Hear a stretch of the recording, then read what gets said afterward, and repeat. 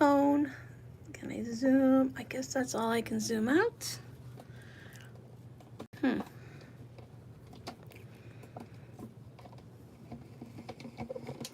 go down here and come up here. There we go. I knew I could see more real estate. All right.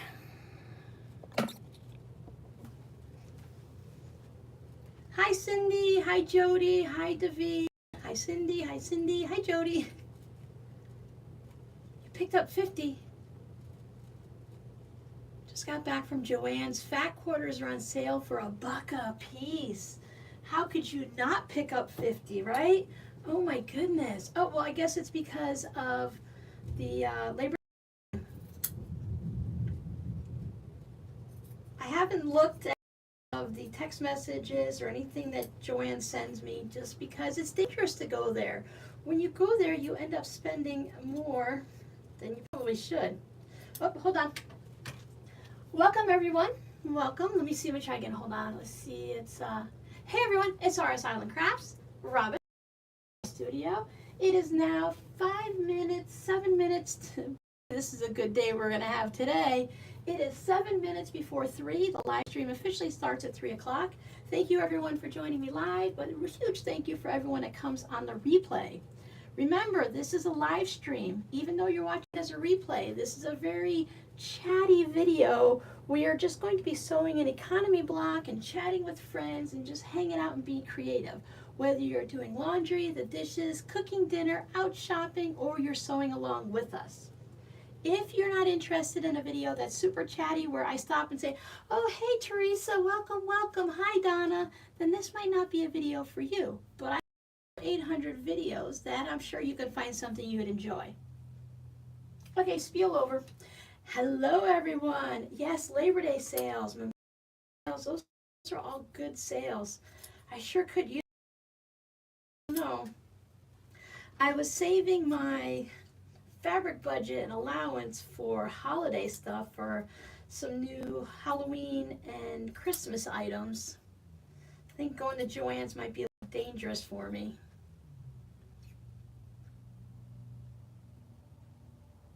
Oh, solids.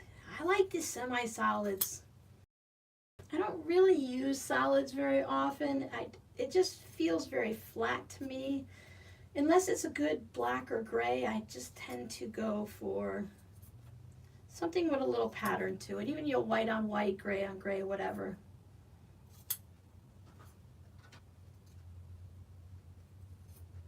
I am sewing a bunch in advance here because I want to make a sewing machine mat out of the leftovers, or the extras, I should say. Yeah. I was hoping, it's kind of hard. You have to go in twice for Joann's. You have to go in first to get the Halloween stuff. Then you have to go back and get the Christmas stuff because all the good Halloween things are sold and they don't go in much more. But if you go in too early, then they only have half of their Halloween shipments. So it's a big kerfuffle. You have to go in. I think it's a way to get you into the store more than once because they know the more you show up, the more you'll buy. Because you just can't help yourself. It's not like grocery shopping. When you see hamburger, you see hamburger. It's all going to be the same. But when you see fabric, that's more exciting.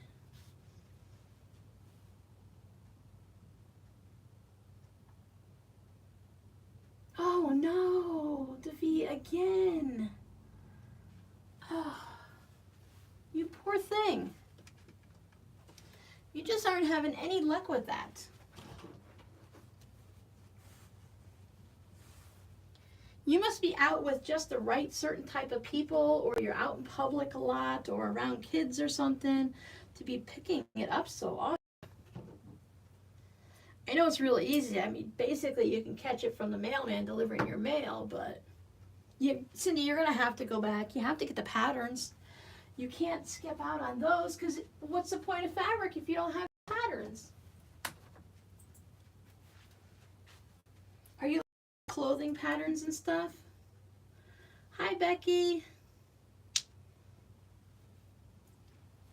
I 100% forgot that it was Labor Day weekend until I caught it, I don't know, like on YouTube or on the news or something. Someone was talking about it, and I was like, oh, yeah, it's a holiday weekend.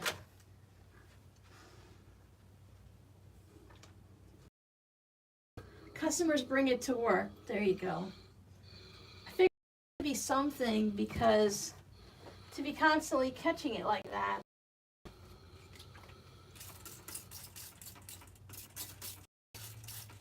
I have to wrap you up in a bubble and put shields on you. I'm just here cleaning my iron real quick. It felt kind of sticky. Okay. Oh, that's better. No, Jackie, I'm no longer doing a video Friday morning unless it happens to be a bonus random one. I'm just giving myself a break and taking it easy and just doing the live stream. So instead of doing the quilt block in the morning and the quilt block today, it was taking up so much extra time. And I found by just canceling this morning's video and just sticking with the live stream, opened up my week and made it so much easier for me to get things done. Since I don't have to have that extra video this week, I can take that time to either make the random bonus videos or to, maybe clean my house, get ahead on other videos, make stuff for the shop. So I'm going to stick with just having a live stream on Friday. And hopefully that's going to be enough for everyone. Next year, we were talking about it on the last live stream, we're just going to do like crafty get-togethers where we're going to work on our old whips and stuff like that and just hang out and chat. And you guys will hopefully maybe pick up a tip or two on whatever I'm doing. It was really burning me out. It was just that one little extra video was just too much. So I have Whip It Wednesday, Friday's video, Patreon video, the bonus video, and then if I had the extra on the live stream morning, that for most weeks was 5 videos a week. It was a lot. Hi, Migdalia. Hello, hello. Hello, Robin. Hello, Sue. Oh, Sue must be out mowing the yard.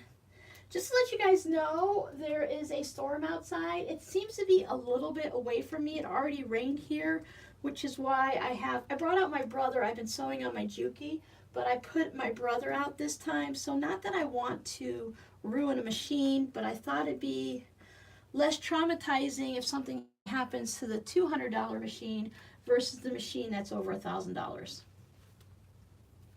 But I'm hoping that the storm is pretty much over until the next one comes through after dinner.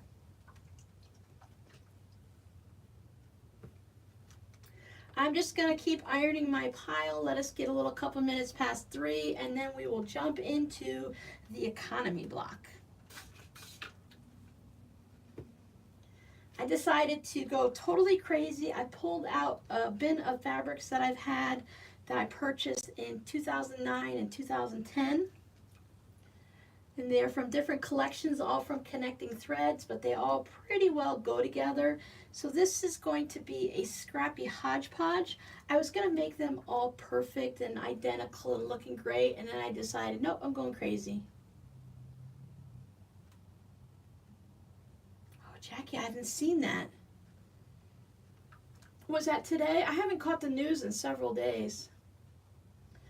Fern Park, Florida. That sounds like it must be somewhere north of me, north of Lake Okeechobee. Maybe up by the Panhandle?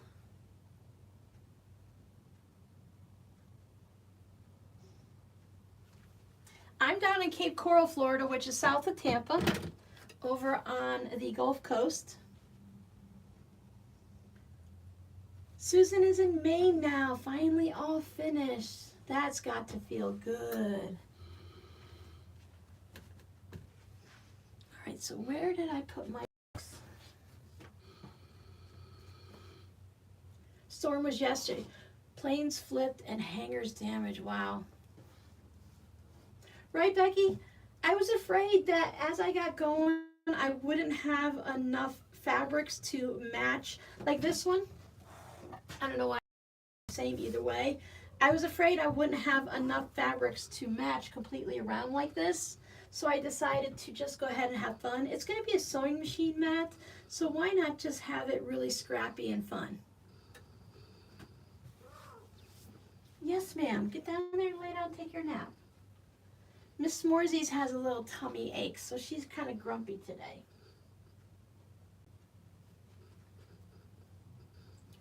Seattle, 70 degrees. I was really excited today. It was only 91. We won't see cooler weather until closer to Halloween, but 91 was kind of nice. I went out and mowed half of my yard yesterday before that storm hit, and oh, I came in and my face was about this color. It was so hot out there. I like scrappy. And this is kind of controlled scrappy because they're all from one or maybe two of a family way, a colorway or something, whatever, from Connecting Threads. Because I used to buy a lot of charm packs and then like the half yards and yardages and stuff like that. So this is the block we're going to work on today. We're going to do a 6.5 and a 12.5. This is the economy block. It's called the economy block because when you make it, there's no leftover fabric. When you make it, it's done. We're going to make it with squares.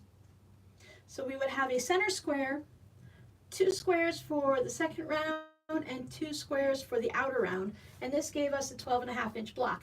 All of the measurements are down below in the description box, but as a little bonus, I'm whispering because it's not a secret, but it's a secret. I'm going to give you guys a little tip here on the live stream on how to make trimming it up a little easier for yourself. So as we get going, I'll just give you the idea of how to trim it up. My lawnmower died last time I mowed a week ago, so 2/3 of my backyard never got mowed, so it was definitely a hayfield out there. I ordered a new spark plug for it because I believed that that was what the problem was, and even though I ordered what the manual told me to order, and I checked on Amazon, and Amazon said it's the right spark plug, my spark plug is about this tall, and the one I ordered is about twice the length of it. So I was able to take my spark plug, and it has a little thingy here that was down, so I was able to just pry it up a little bit. I used the gauge, the spark plug gauge, and everything's good. So I got to mow half of it before the storm hit. Now it's raining now, so there's no way I can mow tonight. All right, for our 12.5 block, a little tip here is this is a 6.5-inch square. So we could use a 6.5-inch piece of fabric.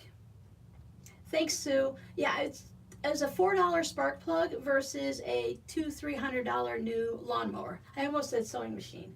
I would like to get a new lawnmower soon, but I'm just going to keep this one running because why spend $200-300 when I can spend less than $50 to keep this one going? It's just the thought that it would be nice to have something brand new, but even brand new, there's no guarantee that it's going to still run properly, right? Things do tend to be modern and brand new and not work right. So this isn't an actual 6.5-inch block, but we could put, as I show you, we're going to make the 6.5-inch economy block for the center, but I wanted you to see what it looks like in its most basic form. So this one, let me check my notes. This is a 6.5-inch block for your center space. So you need one of those, and then on the next round you need 2 5.5 by 5.5-inch squares, and then the last round is 2 7.25-inch squares.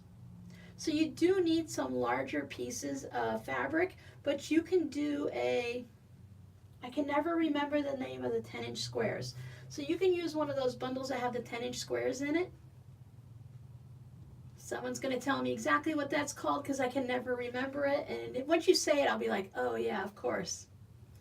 But on the 6.5-inch ones, layer cakes, there you go, Jackie. I don't know why I can't remember that. I can remember turnovers is the triangle one, but no one really sells those that much anymore, but it's still a turnover. But for the 6.5-inch one, our largest piece is 4.25-inch square. So we're going to be able to make this out of a charm pack if we'd like. 90 in Portland in September. Isn't it a little hot, Cindy? It's a little hot for everyone lately, though. So I'm going to set this aside, and I do have some set aside so that we can make, I have 3.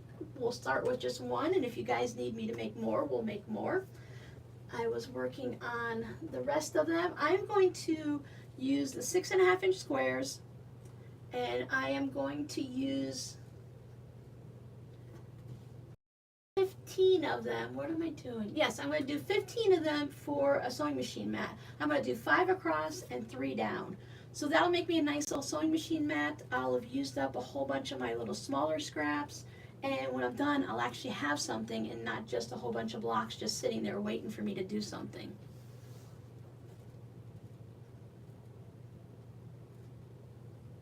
It's been crazy. 110 yesterday, no humidity. We had a whole bunch of 98-degree days, and now it's back down to about normal, 91 to 95 or so. Well, let's put this guy over here. So I'm going to make one 6.5 inch block, and then I'm going to show you how to turn it into a 12.5 inch block after I rudely stretch in front of. Oh, yeah, I always forget because we're in severe rainy season for us over here.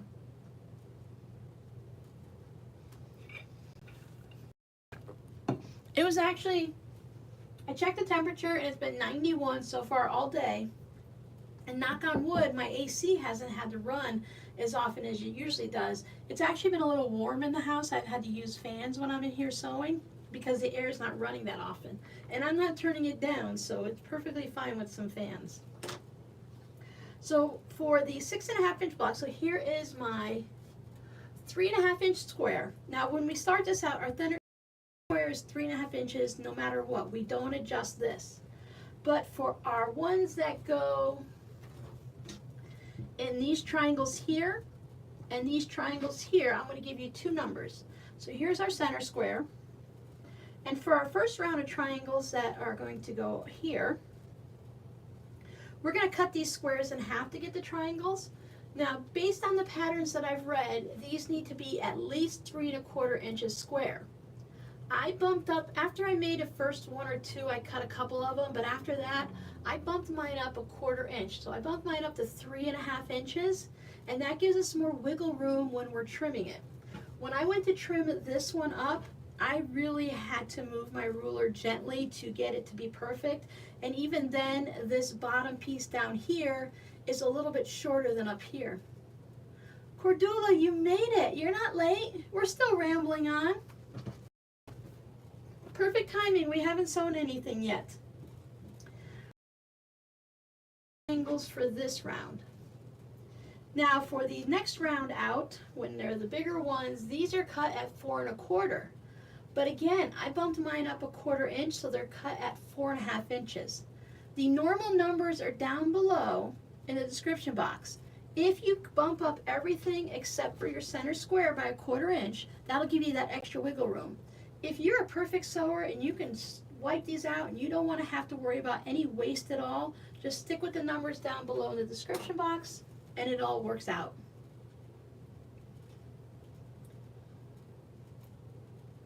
Yep, I'm on Eastern time here in Florida. So this is my of round 2 and round 3. We're going to take our squares and we're going to cut them in half diagonally. So if you have directional fabric, you either have to play with it a little bit to get everything to go right, or you're going to have to be like me and just say, hey, whatever happens, happens. I'm not going to worry about it.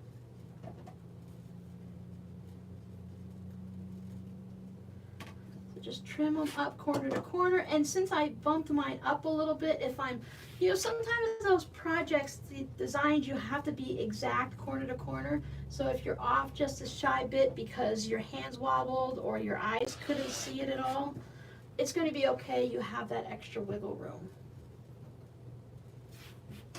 Remember, make one block before you make a bunch for a quilt if you're going to use these in a pillow, a sewing machine mat, mini quilt, or a big quilt. Make one block. That's how I knew that I needed to bump mine up to give myself that extra trimming space. So this, as you can see, I cut these to be perfect so that they match like that. Because the rest of mine aren't going to be matchy-matchy like this, I'm going to sneak over into my pile and get some of these because I don't want it to be matchy-matchy. Because then they'll stick out with the rest of my scrappy bunches. So let me just trim this guy up. Cut him in half diagonally, swoosh. Then half for there and half for there. These really big clips are great for holding a block together. I don't know what they're meant to be used for, but that's the way I've been using them. And as I got going, I tried not to have pinks and pinks and greens, but after a while, it just didn't matter because I ran out of fabric and it had to. Okay, chatting among yourselves. Okay, good. Nobody needs me right now. To sew triangles, now remember we cut these in half, so this is going to be biased, so we don't want to stretch and shift and move things around. I'll take my square and I will fold it in half, and I'll just make a crease along the edges just as a registration point. A little finger press. So because I went right sides together on that one, I'm going to go wrong sides together on my triangles because that's going to give me hills and valleys and allow everything to sit together nicely. Let me get up close so you can see if we can see here. All right. Come on, focus, focus. Can you see there's a little bit of a crease right there? And this one has that fold there. If I line those two folds up, that's going to mean there's the exact amount of fabric on each side of my square without me trying to measure or figure anything out. And since I oversized my bits, that's going to do good. So I'm going to put a pin in that. Put a pin on this, lining again. Again, I have a valley on my square and I have a mountain on my triangle, so they will nest together beautifully. And it just wants to sit together. Hi, Michelle. 1/4 inch seam, 2.0 stitch length. You can sew from either end. I find it's easier to sew extra fabric on top just so that my needle and the feed dogs and stuff will hold on to it as I'm going through. I have my scrap of fabric in here so that I don't have to constantly be cutting my thread. I only put the one pin in, so I just make sure everything stays lined up. And when it gets on the square, pull out my pin, and I just sew right off. Add another scrap. You can use your leader enders. Maybe you're making a quilt out of a whole bunch of squares or 9 inches or a postage stamp quilt. Postage stamp quilts take forever to sew, or just a happy one.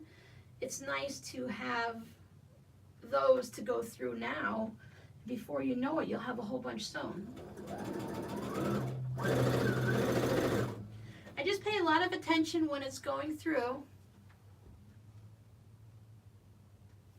Hello, Inherited Stitches. Just to make sure that my triangle bit at the end and my square corner are lined up.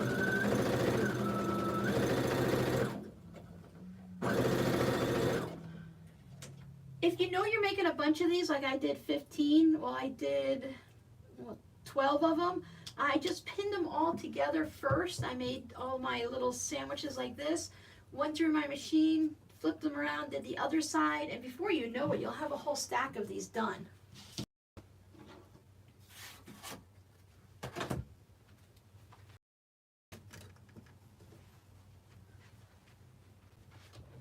Now for those of you that worry, I have a regular pressing mat here. This is the wooden board from a TV tray. It always looks much larger here than when I sit down in the living room with a TV tray to put my hot soup on it. Then I put my wool mat on top. My iron's heating up because I forgot to press the button as usual. Live with us today. We're making the economy block. While I'm waiting for my iron to heat up, we're making this is a 12.5 inch block. I'm going to show you the 6.5 and then the 12.5. You can trim your little dog ears up now. You can trim them up later. You can leave them in. Totally up to you. I put it down so that the square is down on the mat. I'm going to press away from the square. That just works well all the way out throughout the entire block. I made this once in a pink, black, and white. I think I showed it on one of those quilt shows. Thanks, Jody, on one of my little trunk shows I had. It works really well if you're doing a controlled color, especially if you're doing like solids and stuff. It works really nice. Hi, Connie. Connie, I was really concerned because I got sewing and stuff and I kept looking at the clock thinking I'm going to get involved in it and I'm going to forget to stop sewing. So I totally understand. So there is that.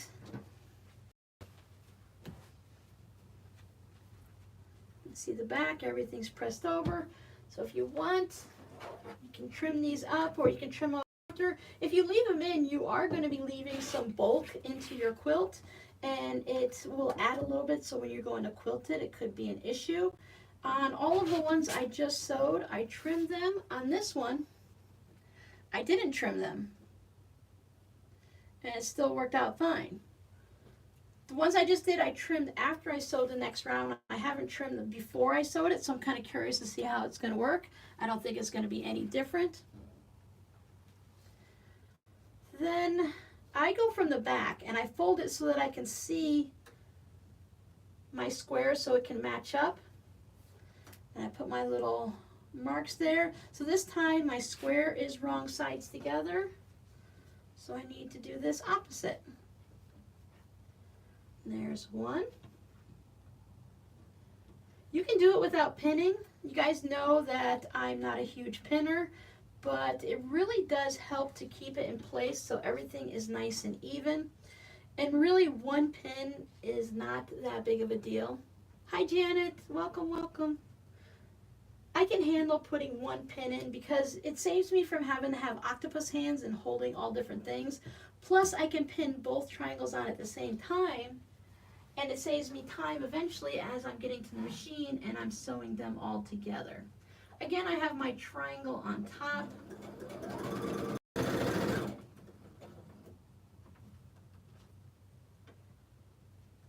Make sure everybody stays lined up.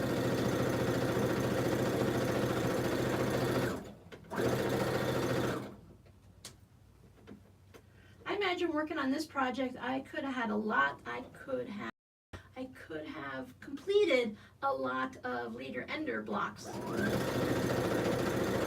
I just can't seem to be coordinated and wrap my head around that.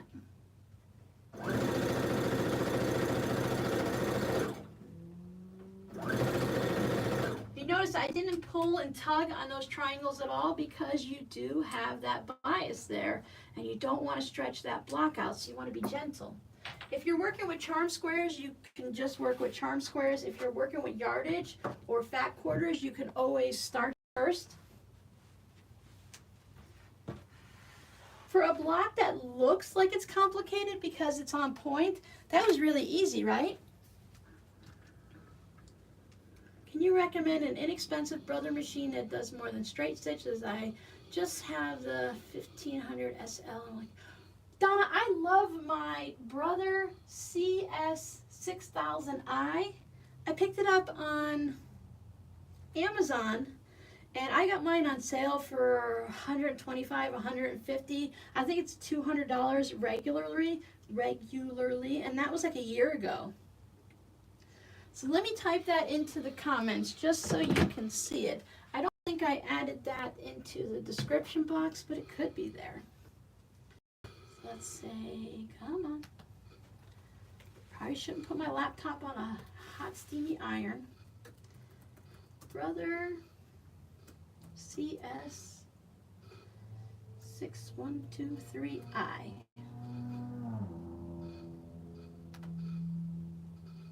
Oh, Donna took care of it for me. Thank you, Donna.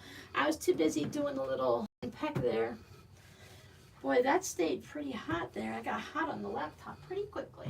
Okay, there's our block. So now we have to trim it up. When we do our first trimming up, we're trimming it up to 4.75, 4 3/4 inches. When I was doing this, I had a variety. I had the 6.5 inch ruler, the 9.5 inch ruler, the 12.5 inch ruler. Walmart covers Bear, Carrie's brother.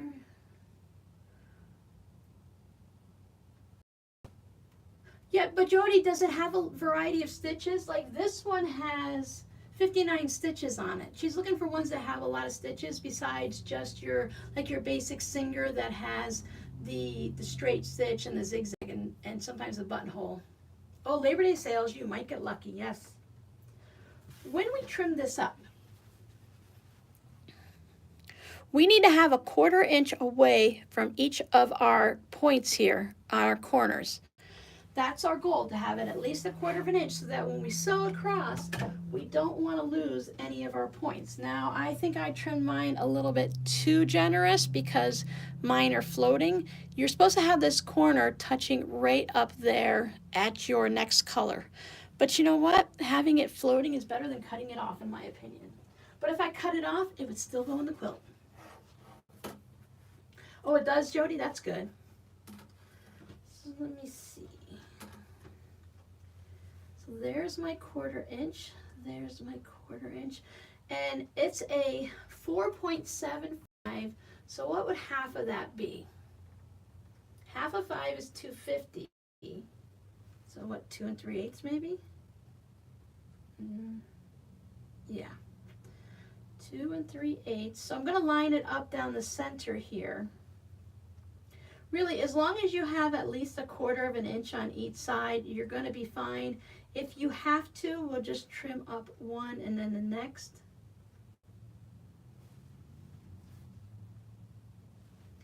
As I said, there wasn't very much wiggle room when I used it down below in the description box.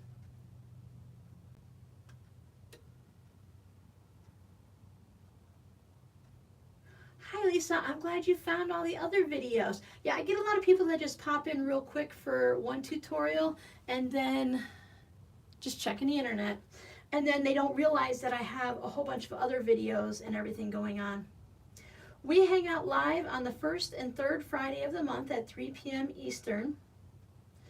You know, I could spend a lot of time worrying about this, but I think I am just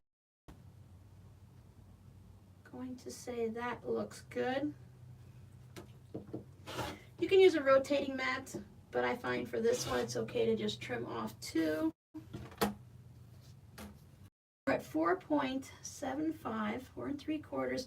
The squares aren't perfectly square in this little pattern here, and it's really kind of making my eyeball go crazy.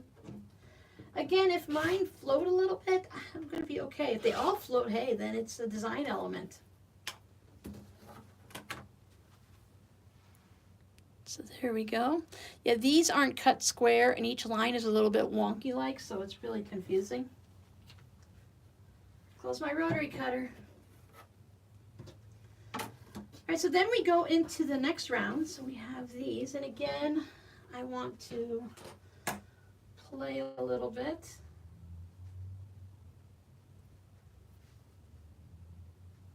So I'll cut these in half.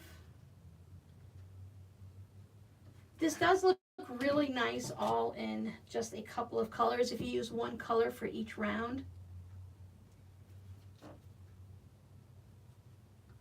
All right, Sue, we'll see you later. Janet, I've had a few discussions about my cordless iron, and I've been thinking about it, and I did catch, I think it was either a Fat Quarter, I think it was Shabby Fabrics that has one, and I was looking, and I think what they're doing is they really enjoy theirs because it's cordless, so when you're doing a video, there's no cords to get tangled up in. In my opinion, it is an amazing iron if you are doing clothes, if you are pressing a bunch of fabric, but when it comes to the quilt blocks, it is not my favorite. I actually, to be honest, I brought I put my iron in the bathroom. I brought my old iron out to work on the quilt blocks because it presses them flat better.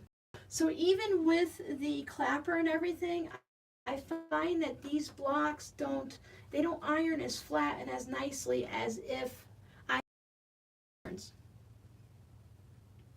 So it all depends on what you're making and what you're going to do for it. And some people love it and some people don't. And I don't have a problem with it. I think it's a great iron. But I don't know. I wouldn't get rid of it. I just bring other ones. I use them all. I don't want to use that, and I don't want to put that there. So I could put that there, and then I could put that there, and that there. So even though they're in the same block together, they're not close enough together to worry.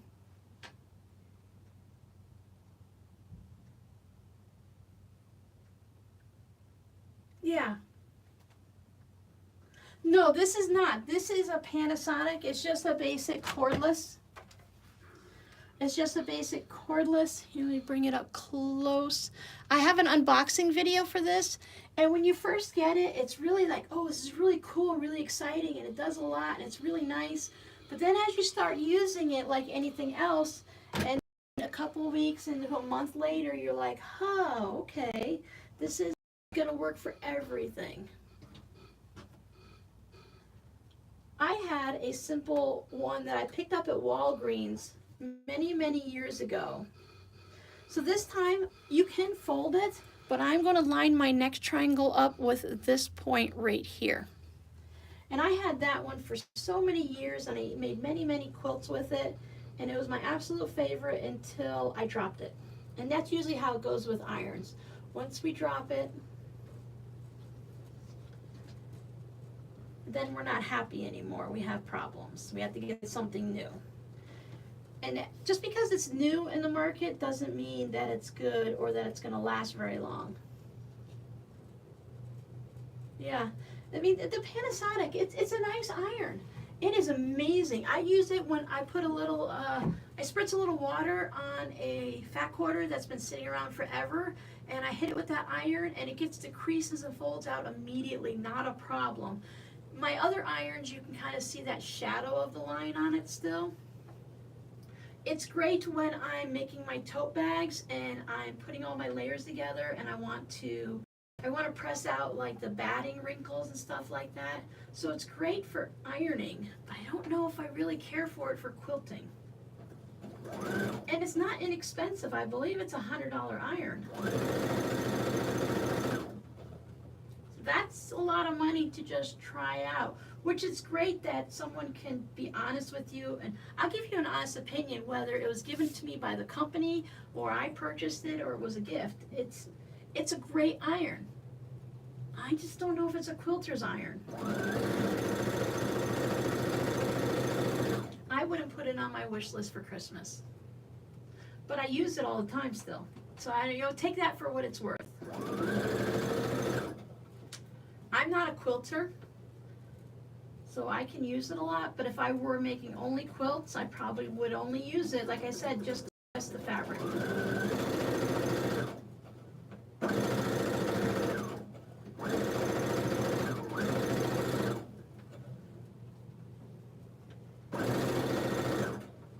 I'm always willing to make do, not to spend extra money. You buy something, if it works good enough, then you just deal with it. But to go out and spend the money on purpose, that's kind of hard sometimes. You're going to spend money on what we use and on our tools and on our products. We really want them to be nice and to work. The Alicio is definitely out of my budget. The only thing I know about that is it's really cool because you can set it down and it rises up. Missouri Star, Jenny uses hers all the time, and she just seems through and it just presses everything. She's just like whoosh, whoosh, whoosh, whoosh, done, and everything's pressed, and I watch everyone else and we're all like, okay, we gotta make sure this is done and that's all nice and perfect, and she just whips it out. Then whether that's her or the iron, it's probably a combination of both. I think it's pretty cool. Yeah, and now I have the little one too. I don't know how well that works for quilt blocks and stuff, but it's cute for taking to like retreats and everything like that.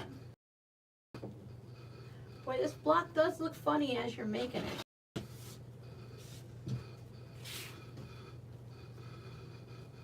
Can you hear the steam coming off of it? It does make an awful lot of noise.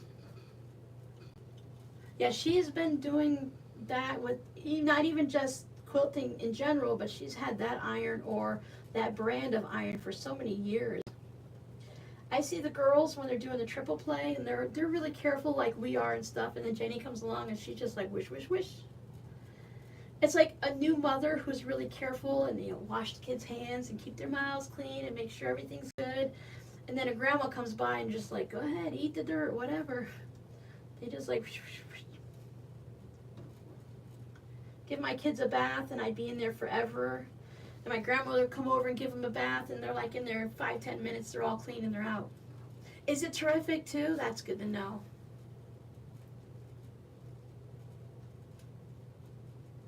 A square heel would be nice because I'm still constantly trying to set that down to be able to have it. And it's silly because here's the little docking station, so I want to sit it here on the ironing mat, on the wool mat, instead of putting it here. That extra little motion is just, it's like an extra movement that you have to make, and I can never get used to it. All right, so this should create our 6.5 inch block now.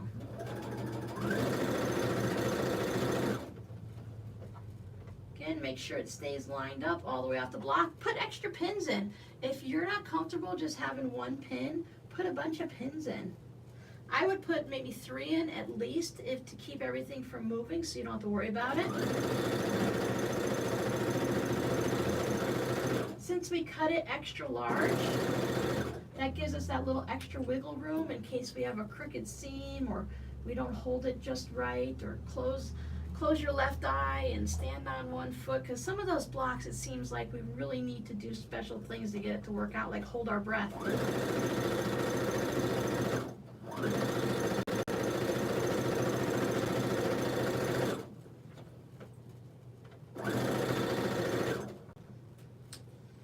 Okay, so if this is a 6.5 inch block, we'll measure it up when we're done. This can become the center of our 12.5 inch block.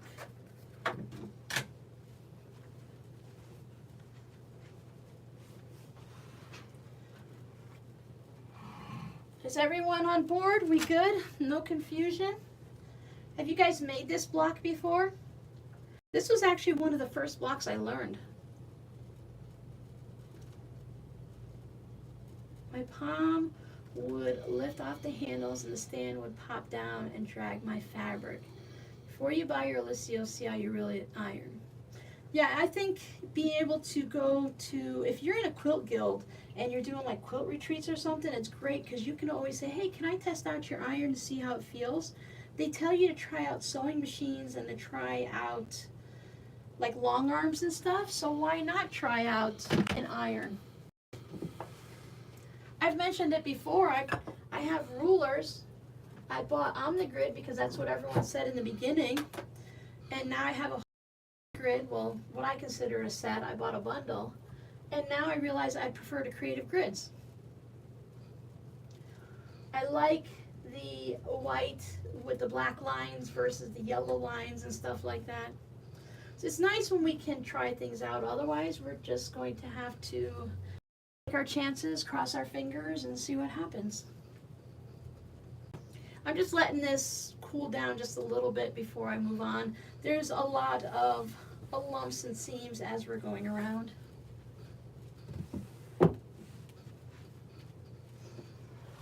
That is totally wonky crazy. I think for doing this block I would use more calm stuff if I were making a quilt, but as I mentioned, this is going to be a sewing machine mat, and I thought it would just be fun to have wild and crazy colorful underneath the sewing machine, because your sewing machine is going to sit on it, it's going to cover up most of it. Refill time.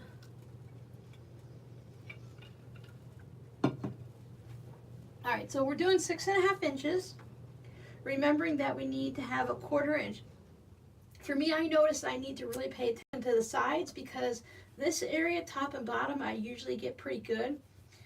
It's the sides that I tend to get uneven on. So I know that this is a quarter here, and then this is a quarter there, so I have room that I can wiggle it over a little bit. Check the quarter top and the bottom, slide it down a little bit. And eventually you just have to say, oh look, here we go. Oh, retro 60s, you think so? Yeah, I guess so.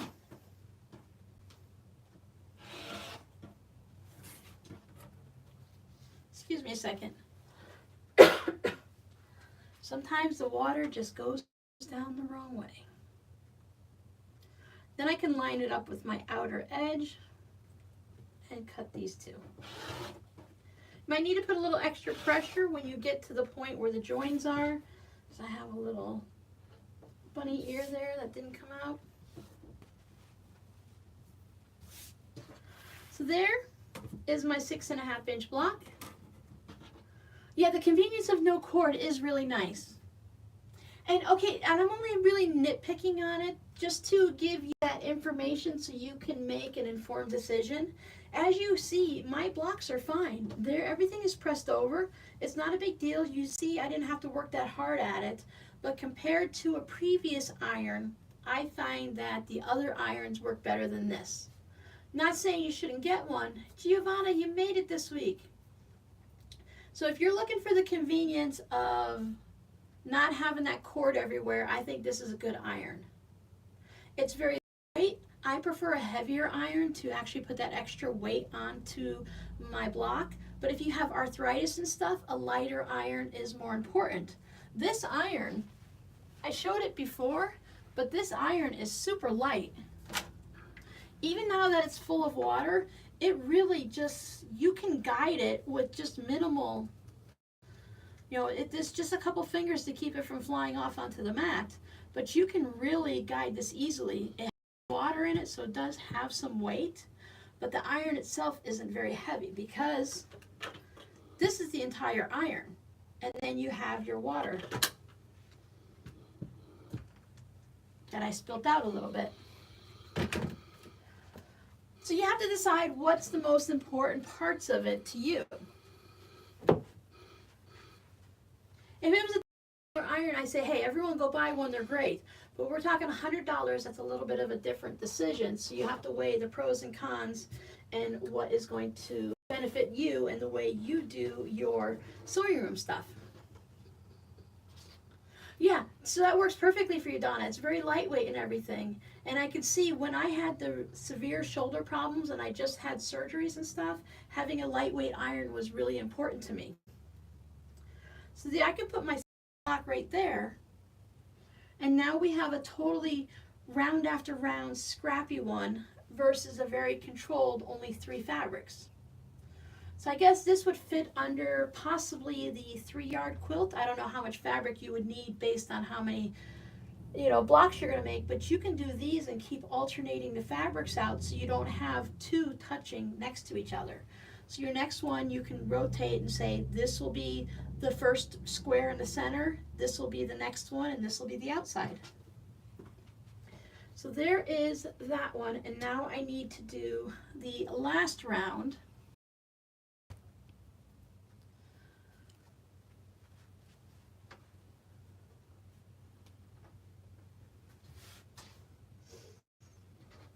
Oh, I have those sitting somewhere else. Hold on.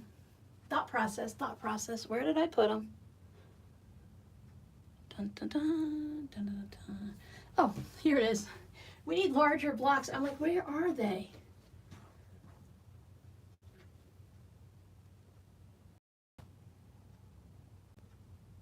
Thanks, Michelle. I like them too. I like the totally, especially if you're using a layer cake. See, I remembered that time.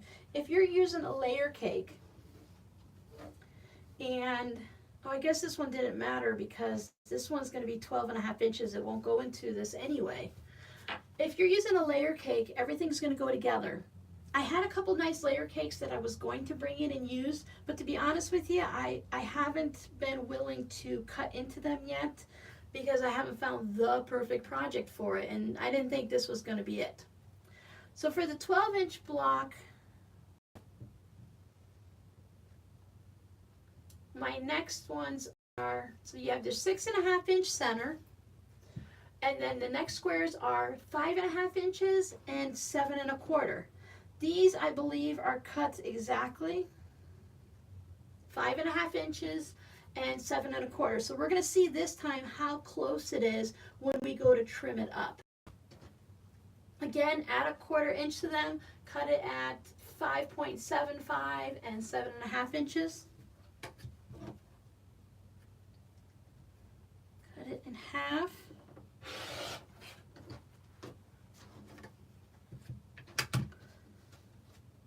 I saw on a tips and tricks video that before you cut blocks like this in half, as they get bigger, it's going to be easier to have issues with the bias. They were taking that, oh look, they're side to side. Go this way, Robin.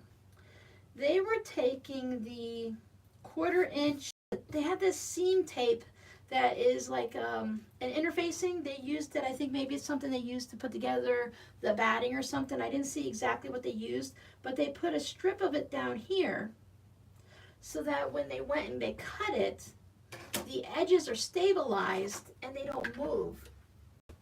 That way you don't have to worry about that bias edge getting wobbly, wibbly, and out of control. See, you need a lot of rulers for this. There we go. We'll use the big one. I'm just going to be really careful, and I'm not going to, I learned early on to be gentle with the bias, so I'm not going to be stretching it and moving it around. I'm not going to play with my fabric a bunch. I'm just going to cut them, stack them up, and then sew them as needed. So I set those over there. I don't touch them again. So now here, let's see what we're going to do. We have these guys. Oh, that's right, I have all 4 the same. It doesn't matter. You can make all of your center squares either on this one or on the 3 fabric one. You can make all your center squares the same and then change out your other ones.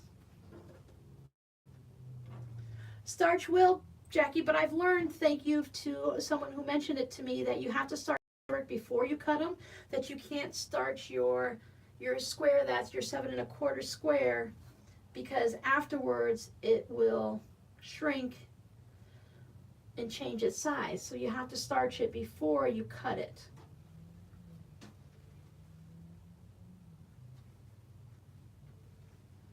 I know some people starch all of their fabric before they ever cut into it. Not really that patient. When I'm ready to sew, I'm ready to sew. Yeah, Jackie starches before she cuts. Yeah, I just need to, Jackie, for the first time, I spent time starching square before cutting it. Wow. Yeah, I've done it with smaller ones where you're sewing a whole lot of little pieces together, and it really makes a big difference. But usually I'm like, oh, it's 2 o'clock in the afternoon. I just feel like sewing something. Oh, let me cut these up and make a bunch of economy blocks. So I don't have the time to starch it and let it dry and then cut it. And I'm usually just like, oh, let's just do it now.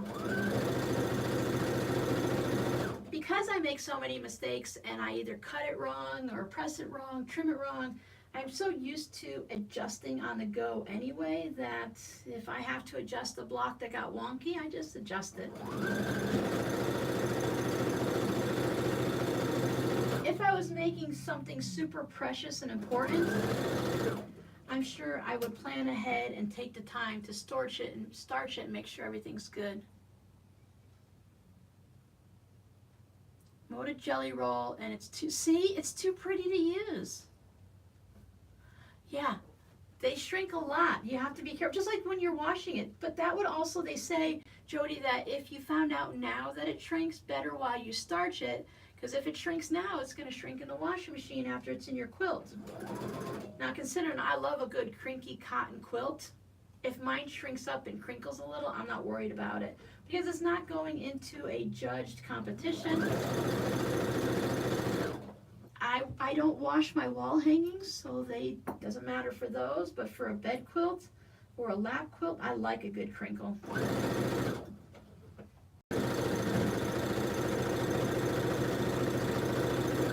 And don't put your pins in your mouth.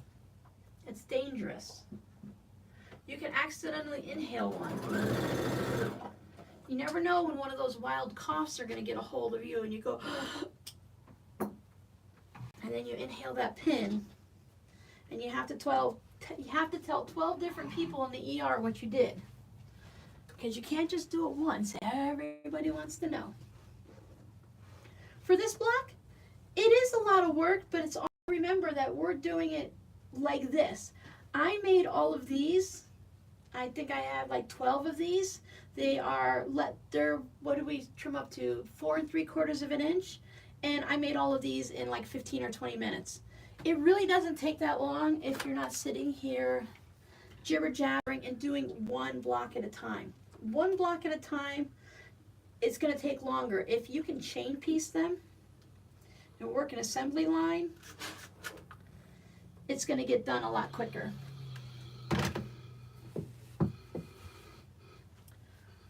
This looks like a house. If I go like this, you can have like a house.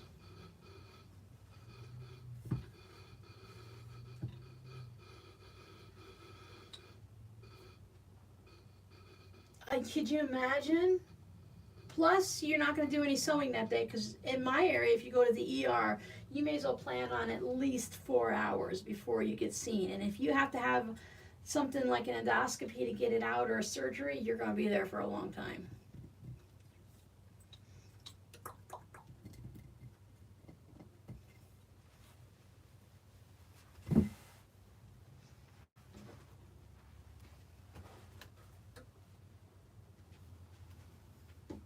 I'm so paranoid about pins. I worry about them on the floor. My sister stepped on a fishing hook. So I worry about pins and getting into my foot. And you knew had to have surgery to get the pin out. Cats get into it, because then it's total guilty feelings because they can't help it. It's not their fault. Does anyone else throw their batting in the dryer for low for 5 minutes with a damp towel with a little shrinkers? I've heard about that, Donna, yes. But again, I like it. I like to be crinkly and everything, so I don't do that. It will also help get out all of those fold creases if you bought it in like a package and it's been folded up forever.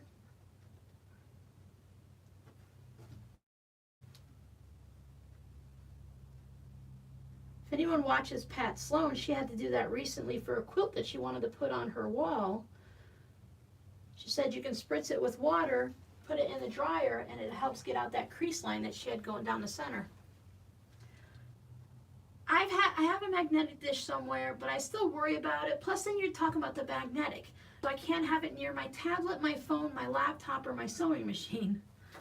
So I just keep mine in a little pin cushion that someone that is in the chat right now, I believe, has sent to me. And then because my cats like to pull them out, or at least one of them, this is from the Dollar Tree. And I close that up, and then when I walk away or I'm not using them, I put them up on the shelf and my cat can steal them. Hi, Cindy. Did Cindy just get here, or are we just saying hi to Cindy? Oh, there's Cindy. Hi, Cindy. I couldn't see you.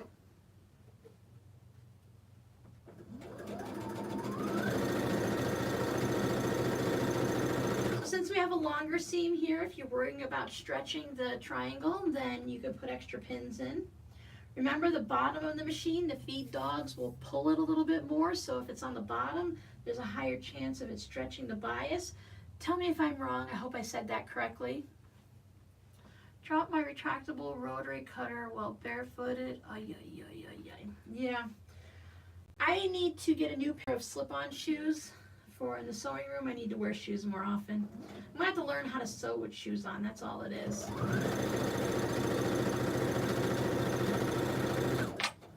I've had foot surgery, so I should be wearing shoes. Plus, it's better for your back and stuff too. And then another one here.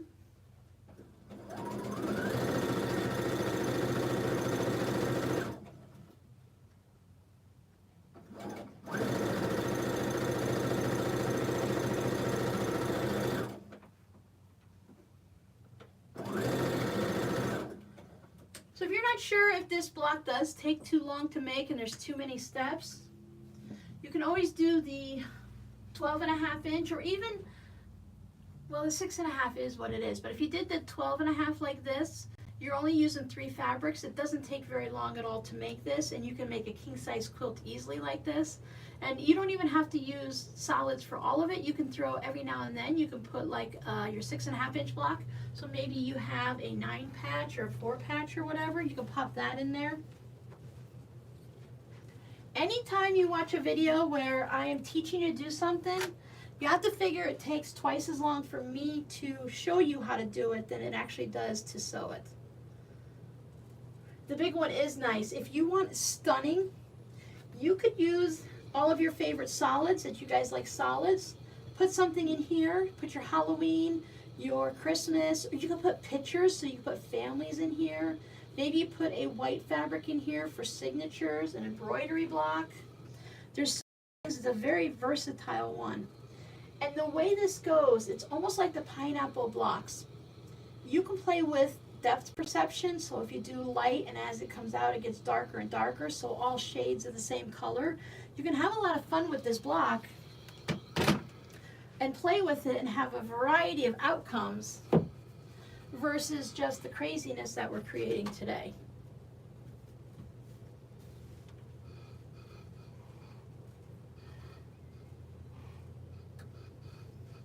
That's how I usually am too, Devi. I only put shoes on when I absolutely have to leave the house. But it's better. I've been on my feet. I've had jobs that have kept me, I don't know why I'm doing this. I need to trim it anyway. I've had jobs that have kept me on my feet, so now I have the varicose veins and stuff, so you have to have special socks and you do special shoes and stuff. But so now we're going to square it up. This sounds a little confusing, but this time we're squaring up to 9 inches. Gravity checks are definitely not fun. So 9 inches, half of 9 is 4.5. I always want to say 3.5, and that's always wrong. 4 plus 4 is 8, and add 1 more, so it's 4.5. So I'm going to put 4.5 and line it up right here down the center of the blocks, because these should all line up if you had everything done reasonably well. You might be off a smidge. So then I put it there and I'll slide it down to where there's a 1/4 inch past, a 1/4 inch past, 1/4 inch, and a 1/4 inch. So this one you can see it's really close. And I can get away with doing this, but if I just want to have a free-for-all and have fun and make it easier, I made all of my blocks on my squares a 1/4 inch larger, just in case you have a wonky moment. When I first started making quilts, I just did what I did. I didn't try to be better because, hey, it works, why should I even bother? But if I want them to be the way they're supposed to be, and I want to share them with others, send them out in swaps and for birthdays and stuff like that, then it's good to know how to make it properly and to get it to come out right. And then you can just decide, do I want to go through all that fuss and muss, or do I just want to make my half square triangles a 1/4 inch bigger and then trim down? Now with my half square triangles, those are always wonky. I always need to make those bigger. I use a padded kitchen mat for standing in my sewing room. That's really smart. I put 2 chairs here, so either I'm sewing, or when I'm sewing, I have my chair under the sewing machine, and when I'm doing all my other work, I have my chair here. So the mat, I would constantly be having to move it. Before I had this configuration, I had those rubber mats that you put down for like playrooms in the garage, for workout rooms and stuff like that. They worked out really well. I actually have them in a closet. Inflate a tire tube. Yeah, there you go. Bubble wrap. Again, we're going to put our pieces on, and we're going to line it up with there. This would be fun as a black and white quilt, definitely, or shades of gray. Gray and yellow, pinks and purples. You can really have a lot of fun with this block. And see, you have to be careful. You're not going like this with those corners. You're just laying it down. Be very gentle. So these, and then we have the last 2, and it's done. Broke hand last year falling, definitely considering it. Well, yeah, I am less crazy now that I live alone.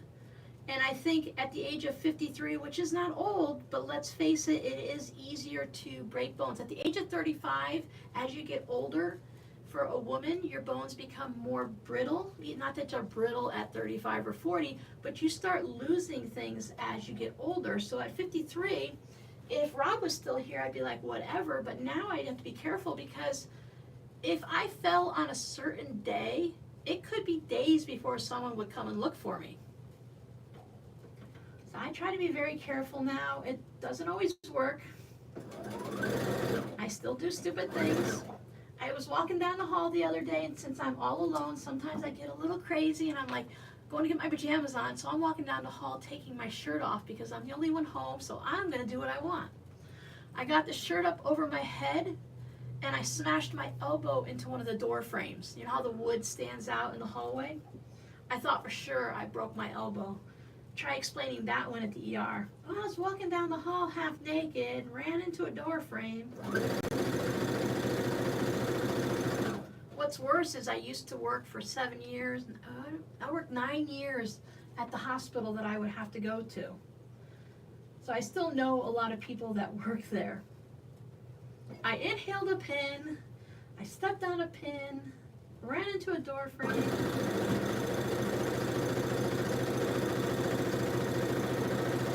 We have to do what we can to keep ourselves healthy so we can keep doing what we love for a longer amount of time.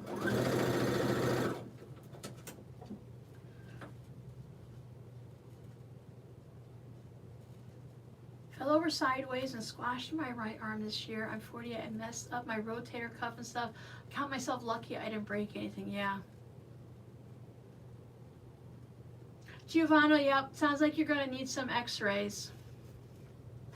There's a lot of little bones. I found out that if you just twist your foot a little to the outside, there's some little bones right here that break off. There's nothing they can do to fix it. It just kind of floats off into space and stuff, and it stays in your foot. You know, I did that a couple years ago. Sewing does help distract us. Yeah, ride your bicycle. You'll be healthier. It's good for you. Get out and exercise. They don't realize they're talking to a person who trips over air while walking down the road.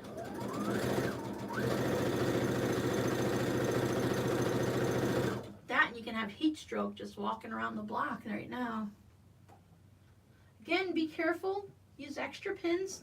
There's no shame in using pins. Because you know what, guys? I can't see your craft room. I don't know what you're doing. Nobody else knows what you're doing. So if it works for you and it's not dangerous, then I say go for it.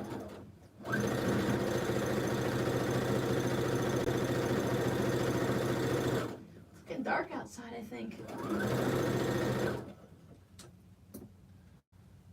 There's those two. I like to chain piece this block. If you're making one, there's a lot of stopping and pressing and trimming. But if you're making a bunch at the same time, then you can just keep going and going.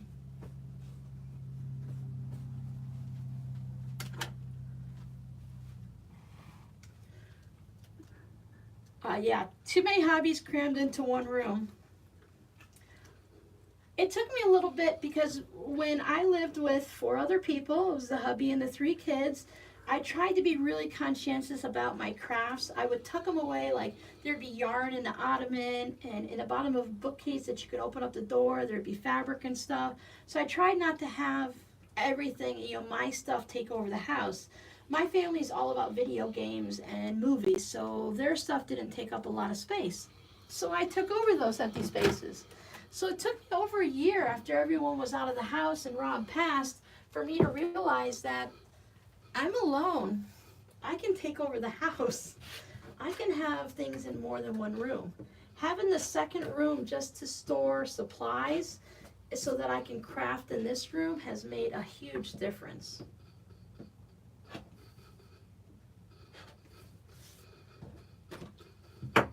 I have to clean the other room still.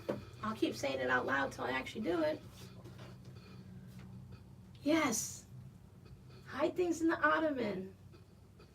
those fancy boxes and stuff are on the shelves to look nice. You're supposed to put like photos or something in them. No, put some fat quarters in there.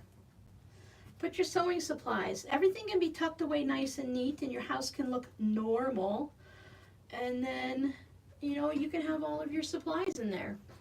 Because even if you're in a one-bedroom house, you can have things out, but secretly hid away so that it doesn't look crowded. But if nobody comes to your house and you don't have to worry about kids or pets, then spread out. Do what works for you. We're not going to yell at you. We totally understand the addiction. And when it comes down to children and grandchildren and great-grandchildren, if they're not paying your bills and they're not cleaning your house, then they don't get to have an opinion that they say out loud to you.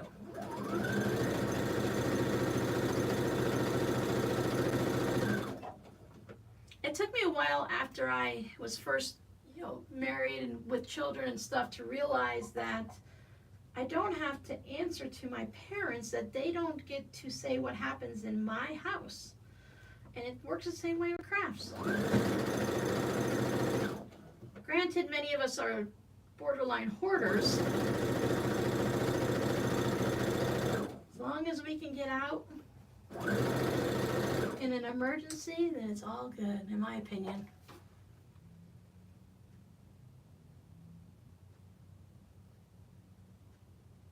Oh yes, the antique wooden sewing basket. And yes, having good quality shoes is important.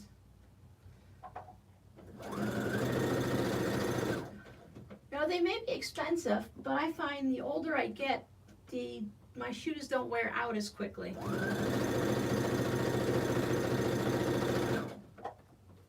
Having the right shoes, if you need walking shoes, or if you're running, you need running shoes.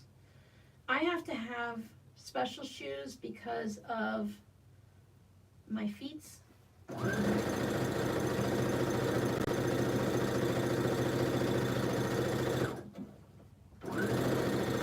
I had that plantar fasciitis and bone spurs in my feet, so I have to have special shoes, which I have for when I'm out and about, but I don't wear around the house.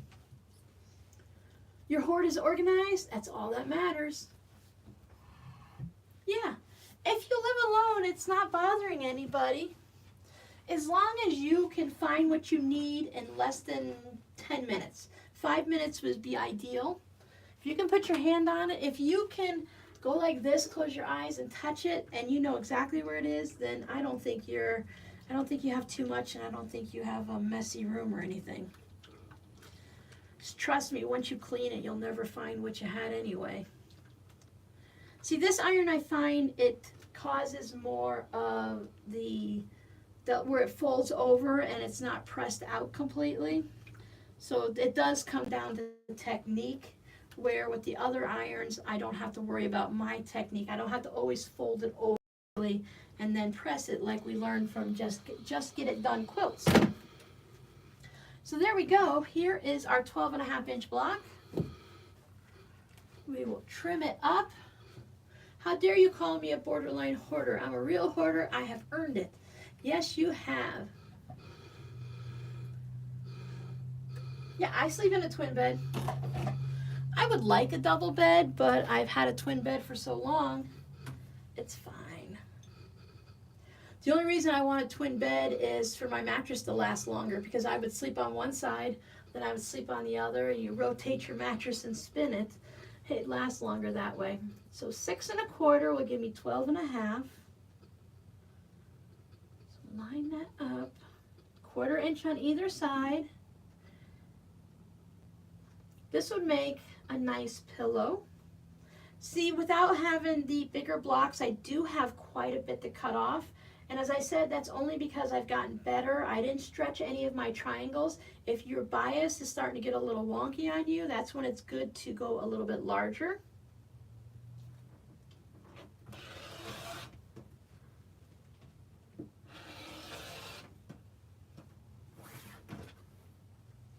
Spin it around. Now we know it's 12.5 inches. I always go to cook dinner after I leave here, and then I'm like, oh look, I have threads all over me. I have more threads on my clothes than cat fur, and that's saying something. All right. So let's open it up to questions. Questions on this block, questions on tools. So many of us have a variety of cutting rulers, cutting mats, irons. So if you have any of those kind of questions, we can help you with those, at least give you our opinions. I'm just going to pick up a little bit and then I'll show you the finished blocks. Excuse my loud noises. And when your ruler, speaking of our supplies, you have to pay attention. If you're not, there's that little trick where you're supposed to cut away from the ruler and then cut up on your blocks. And I'm going to show you the difference between my two rulers. So these are both Omni grids. This is really old. I've had this one since I first started quilting. It's all worn out along the edge. All of the numbers are coming off. I've chipped just about every corner with my cutter. I saved this one for my fabric postcards. It doesn't matter. I picked up a new one that is nice and crisp. All the corners are nice. So I saved this for trimming up blocks.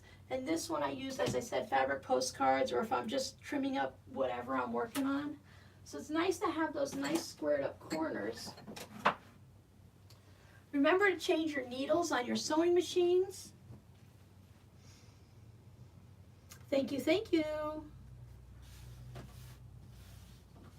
Oh, right? Threads are out of fiber. Sue, I thought you were out mowing and working in the yard. It's hot out there. Okay, that makes sense. Yep. All right, so it's important to have nice scissors, nice sharp scissors to sew with, to cut with, I mean. I have a video coming up on thread bobbins, and then I'll have another video coming up where we'll talk about thread. And then all these little things, these little random videos, they're great for talking about things like different pins that we might need, or we can talk about irons and stuff like that. I do have a set of rulers, but I'm moving on to, I want different rulers. I bought a bundle way back when at Joann's and used my 40% off coupon. It had the 2.5 to 4.5 to 6.5 to 9.5 and a 12.5 inch squares in it. I don't want to use a 12.5 inch ruler when I want to square up a 6.5 or 9.5 inch block. I have my long rulers are 6 by 24. But I would really like to get one of those ones that is, they have with the 6 by 12s. That would be nice, or 6.5 by 12. Those are really nice. So it really comes down to, as you're working, I know I tell myself, oh, I wish I had this ruler, I wish I had that ruler. So if you pay attention to the voice in your head, it might help you decide what you need. I missed the comments about magnetic pin dishes. Are they bad for machines? If you have a computerized machine, you're not supposed to put a magnet near it. If you just have a basic old, like an old Singer machine, or one of the ones that great grandma used to sew on, I can't think of the name. It's at the end of the day. My brain is about fried now. 6 by 12 and 6 by 24, yes, those are great. 6 by 12 ruler. I recently received a 2.5 by 8, and this is great. I love it. I do use this a lot, but there are times where, especially when you're doing the diagonal cutting, it's nice to have it to go to 12 inches. I use my 2.5 inch one for tote bags all the time.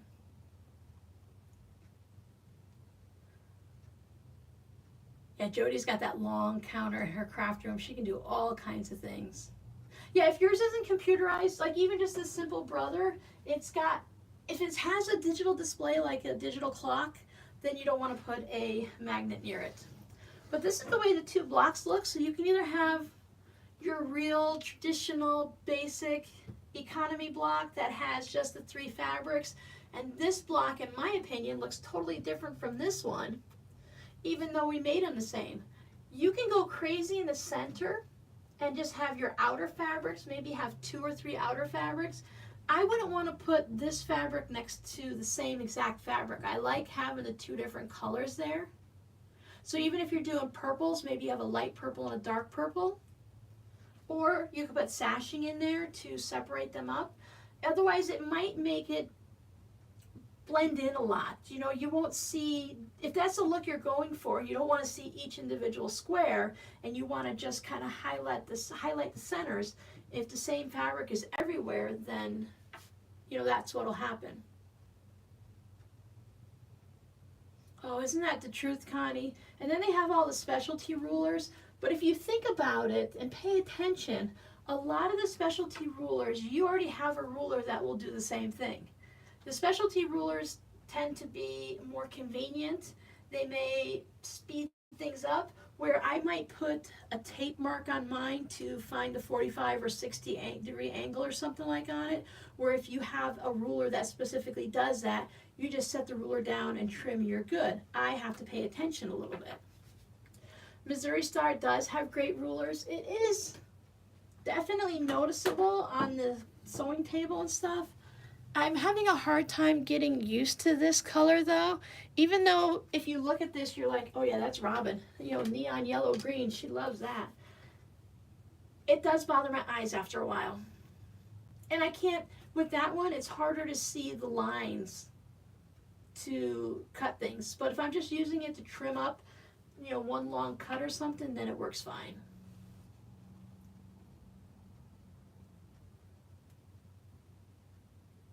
Yeah, Jackie, I wouldn't put a magnet near my sewing machine. If you have it over on the table or something, you're good. I just know me, and I don't want to take a chance with mine. I see people put the little magnet seam guide right there on their machine, and they have the fancy computerized ones. I just, you know, Murphy's Law, growing up, we had Murphy's Law on the wall of the house, in our house, everywhere we lived, because our family was basically an example of Murphy's Law. If something could go wrong, it did go wrong. I just don't take any chances.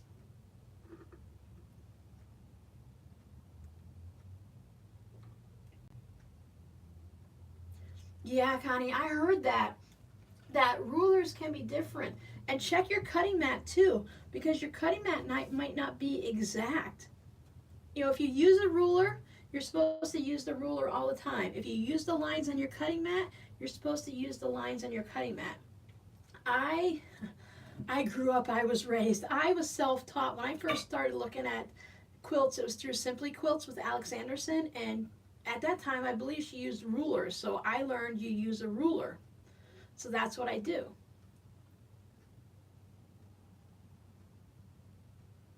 Yeah, the magnetic seam guide, I've been looking, and as I'm sewing more and more, I noticed if you pay attention to what you're doing and see how you're sewing. Like we learned when I was making the 3D pinwheels and stuff, that I tend to rotate my blocks from the table to the sewing machine. I tend to rotate everything without even realizing it.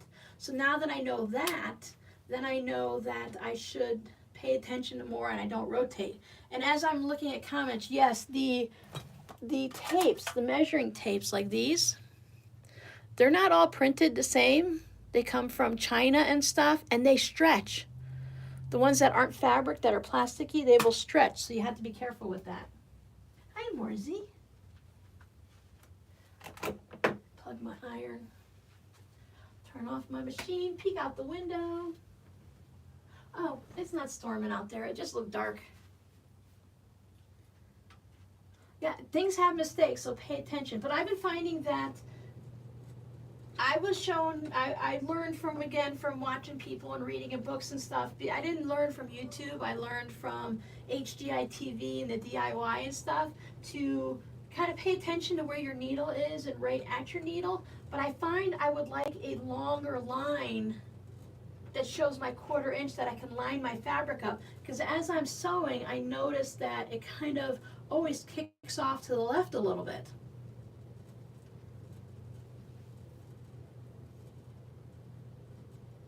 Yeah, I'm only catching a word here and there, Jody, so I'm probably talking right over everyone that's already saying the same thing.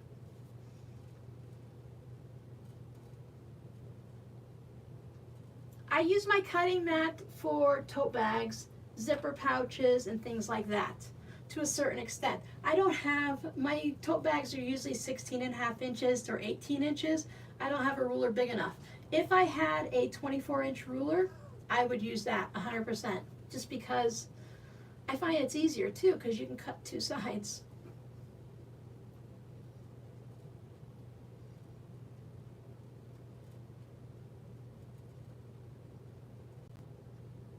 Exactly, Donna. I've thought about painting tape.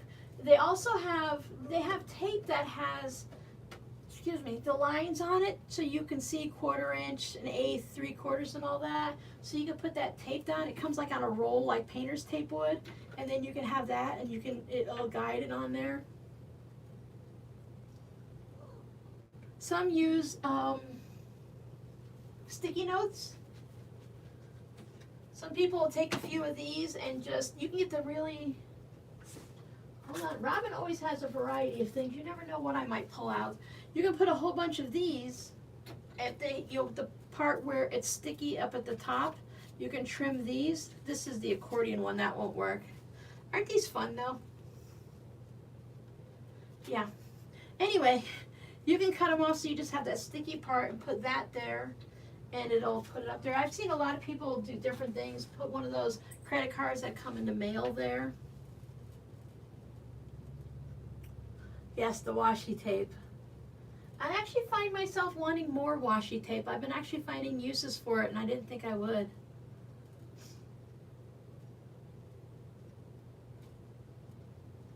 It has to be replaced very often. Oh, that's not fun. Cluck, cluck, sew. Who said cluck, cluck? I love cluck, cluck, sew. What are we getting there, David? Let me scroll back, scroll back.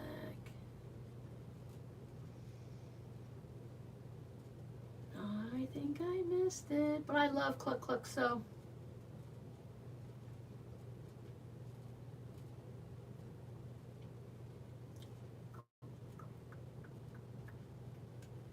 Oh, the seam tape. Okay. Her quilt blocks, and I love her designs. I love the way her fabrics are and everything like that. She's one of my favorites. Yeah, I have a top loading bobbin, so that does create a problem. I would have to cut it at both of those spaces for it. And with the machines, I do tend to, when I'm working with you guys, I have the little carriage thing on the throat plate, but when I'm here on my own, I put up the little tables. So I do have to constantly take that on and off. So things like that aren't always possible. I would have to cut at the little seams every time so things can slide on and off.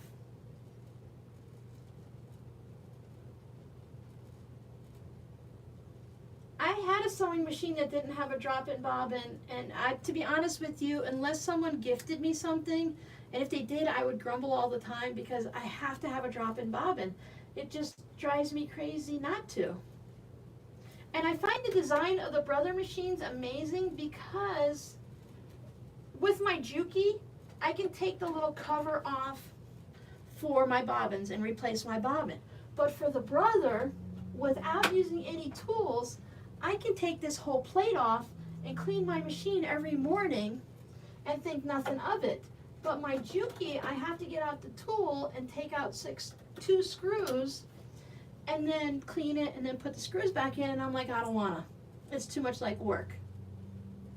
Yeah, the table, I don't know, my Brother one is tucked away, but I'll show you my Juki.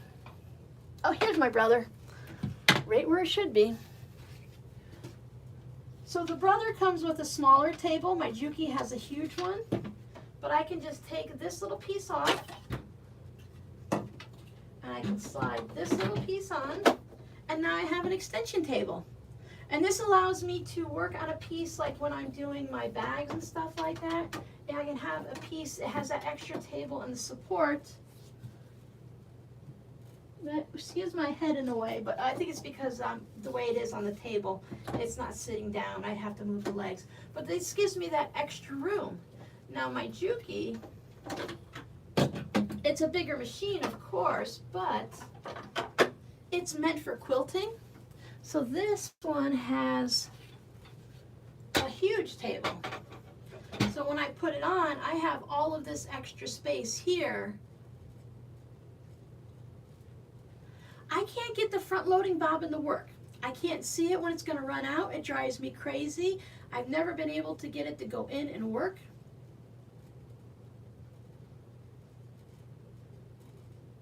$209 for this machine? Yeah, that's not bad. But if you watch, what I've learned with Amazon is you put it in your cart and then you put it on save later, save later. So it's sitting in your shopping cart, but it's not right there.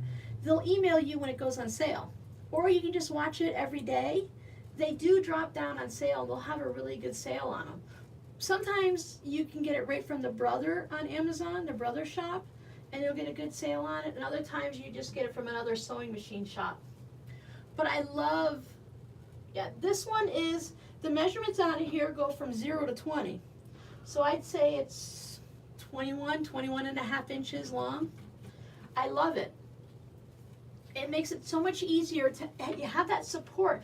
This is great when you're just sewing, when you're doing bags to go around, if I'm just sewing a block for fabric postcards and stuff. But I really like to have that extra extension table. It gives you an extra 4 or 5 inches to support whatever you're working on, especially if you're doing a little free motion quilting.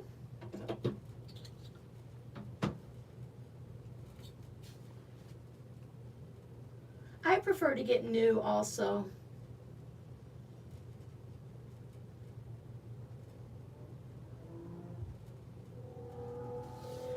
Some people don't like this.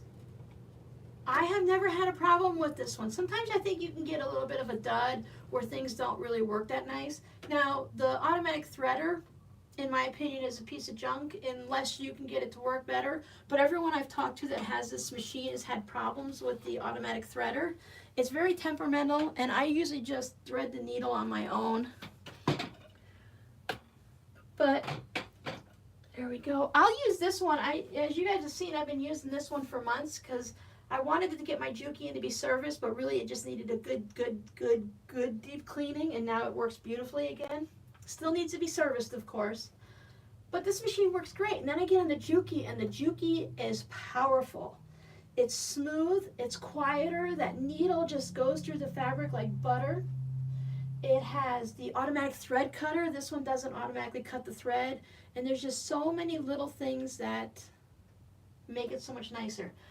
This machine is just like anyone else. If the self-threading needle thing works on other machines, it would work on this one also. I've done it before. No, Jody, I can't oil my Juki. It's not meant to be oiled. It's not meant to be oiled. It specifically says not to oil it. It has to go in to be serviced to be oiled.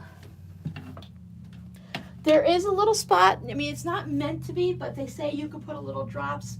YouTube says you can put a little drop underneath the bobbin, but it's not meant to be oiled. It's self-contained, it oils itself. Yeah, see, you have to keep those machines. I've heard Bonitas can last forever. Yeah, mine's not semi-industrial. There's no oil for it. Mine's a quilting one. It works like a semi-industrial. It has the power. It can go through several layers of denim and stuff like that, but it's not technically, you know. I haven't tried to go through and make like the bags where people are making the leather bags and the canvas bags and all of that stuff. But it goes through so many layers, and it just still goes through, it's just no problem. It just glides right through.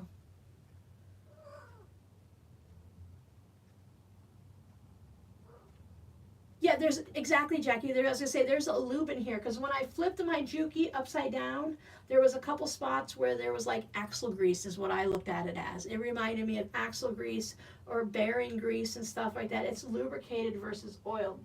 It's a metal machine, so it does all of its things on its own. There are plenty of things we can do, of course, if we make sure we clean it and put new needles in it. Make sure you're removing, you clip your thread at the top and pull it out through the needle so you're not going backwards. There's a lot of little things that, at my age, I seem to be better at maintaining things than I was when I was 30.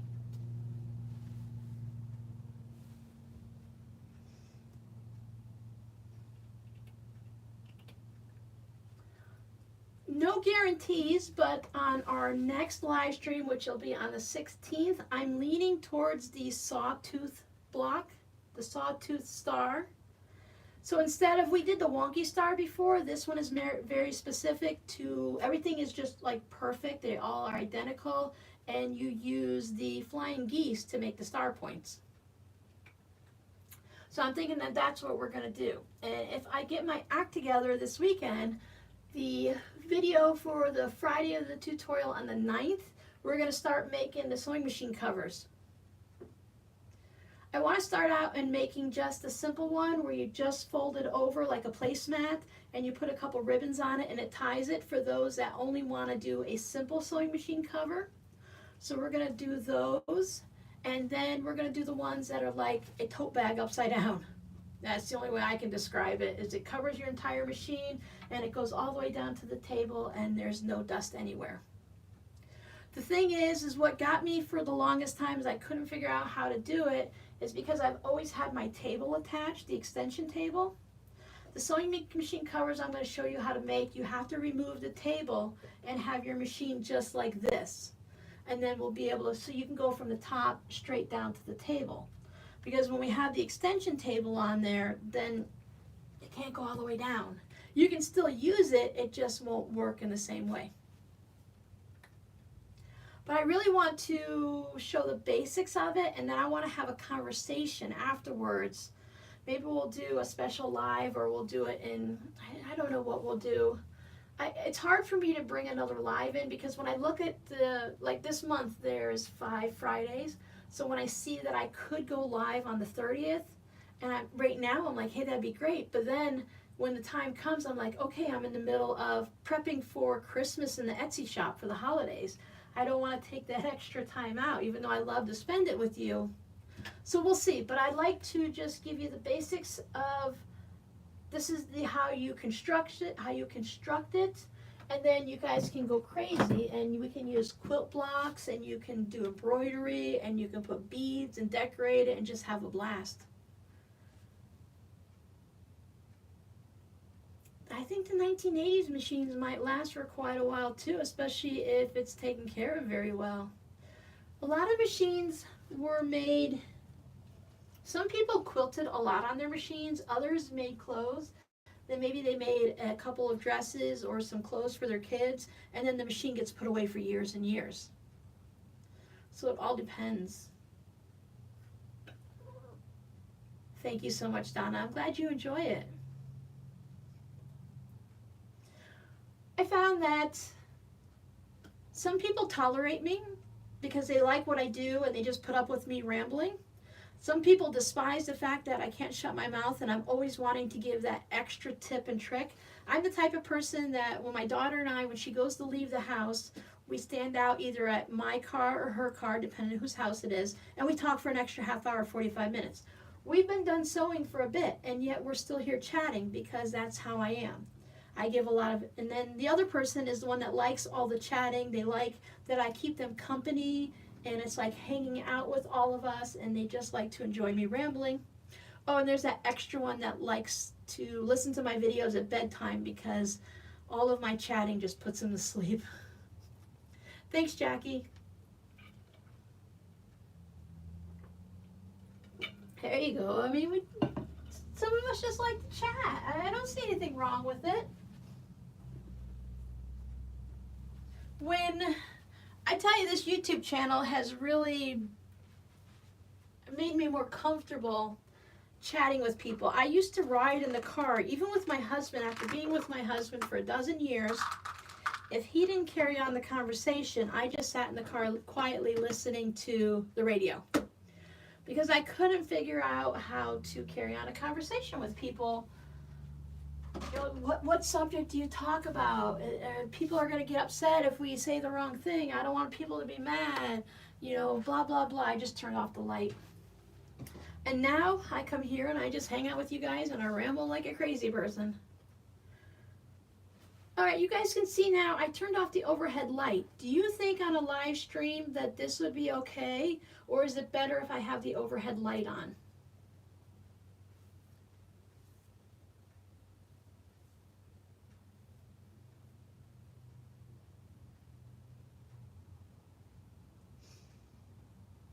I appreciate it, guys. I really do appreciate that you come here and hang out with me. You think this is fine right now? Because that overhead light gets really hot. Hi, Denise. You're popping in right about at the end of it. We're almost finished up. Either way is fine. Colors look brighter now. Because just to give you a reference again, these are the lights that are on the fan.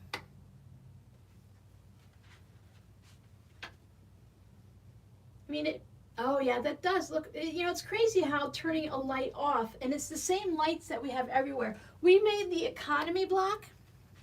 We made the 12.5-inch version with just using 3 fabrics, or at least I showed you the example. But what we sewed is this 12.5-inch one, and I have 1, 2, 3, 4, 5 rounds. Because this is a 6.5-inch square, we use a 6.5-inch economy block. Back by the sewing machine. Yeah, when I don't have the sewing machine on. When I'm sewing with my Juki, it has the double lights on there, which is helpful. We'll test it out again later to see. I'll see when we have all the machines on and stuff. I would like to have another light on the table, like maybe a ring light or something.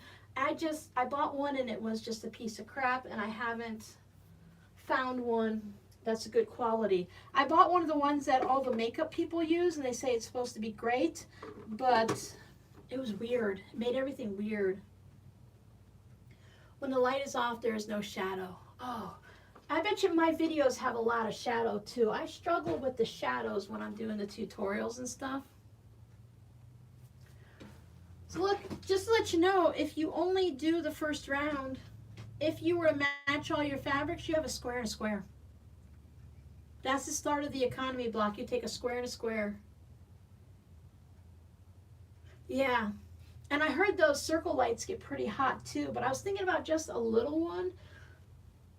I need something to take better pictures for the Etsy shop. Many times you guys see it on Whip It Wednesday and it looks different than in the Etsy shop. And then when you purchase it, and then you're like, wow, this looks like so much better than it did in the shop or in the videos. And I'm like, yeah, I know. My photo taking skills. I think I'm limited by my tools right now. All right, everyone, it's 4:35. I'm going to let you guys go to enjoy your Labor Day weekend. I hope you guys have a great one. Thank you so much for hanging out with me and for hitting that little like button. An ot light. That probably would be smart, Donna, since we are doing crafts and it would help the color. I'll have to watch because I know at Michael's I can use a 50% off coupon, and I think I can at Joann's also, as long as it's not on sale. Maybe that's what I need to put on my wish list, or to wish list on Amazon or wish list to Santa. Start watching for sales on them. It just gets so dangerous. I don't pay attention to the sales that much, because once you see one, you kind of want to go to the store and get something. Welcome to Pink Flamingo. Oh, hi Denise. Thank you so much for joining and being part of the membership program.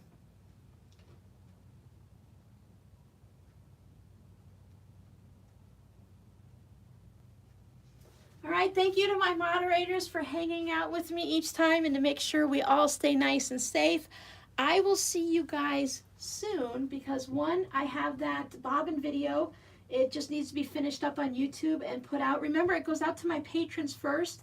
My patrons get to see the bonus videos 2 days ahead of anyone here on YouTube as a little special benefit to them. And otherwise, I'll see you on Wednesday. Where do I find membership info? If you look down below, where underneath the video where it says RsIslandCrafts Robin, where my pink flamingo is, off to the side it says join. And if you click on the join, it has that membership. I don't have anything major set up for you guys. You'll get that little star next to your name. And as more people join, we can do polls and you can request special videos. I check for your comments first. I answer your comments as soon as I see them come up instead of waiting until I have time. I treat you a little bit more special because it's a monetary support. Hi Crystal, bye Crystal. You can check the replay. It'll be popping up not long after this. It's probably already on. And the chat comes up between now and 24 hours, the live chat. I try to read as much of the live chat questions as I can so anyone watching the replay can catch it. Here, let me see. Okay, so this is the video. This is down below. It says RsIslandCrafts, and then it says join. Now these things you won't have, those are mine. I don't know what yours is going to look like specifically because I'm logged in, but there's a little join down there. You might be able to see it better if you go to one of the older videos. Check out the Whip It Wednesday video. It might be easier to find there. All right, everyone, thanks for hanging out. Enjoy your weekend. Stay out of the heat, sew something special, and I'll see you guys next time. Bye.